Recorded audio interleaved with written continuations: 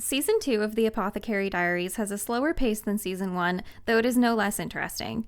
And it's not to say that nothing is happening, because we're still shown really important things. It's just that viewers shouldn't expect to be solving mysteries every couple of episodes anymore. Where the pacing struggles most is in the second half of the season, because it's bogged down by having to keep up with characters in two different regions.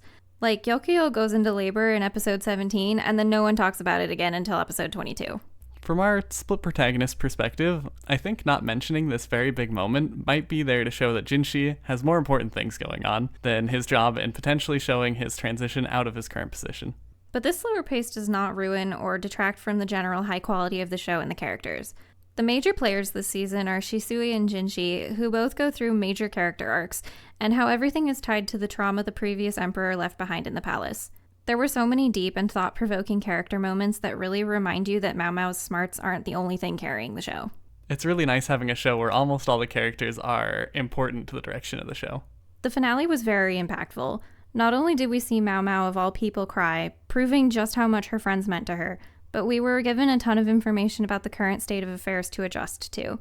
The last episode also had a lot of progress between Jinshi and Mao Mao, still mostly on his end, but she pretty much says that she does actually see him as a man.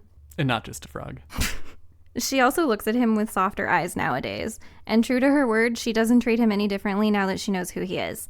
It'd be interesting to see how their relationship evolves now that he's openly approaching her. We can see if fourth time is the charm. A sequel's already been announced, thank God, and I'm really excited to find out what the future holds. Hopefully we'll only have to wait about a year like last time, because The Apothecary Diaries is a 10 out of 10 and I am obsessed. It shows, because we watched this one weekly to avoid any big moments getting spoiled, and then binged the whole show before the last episode came out. And then we watched the finale twice because I couldn't help myself.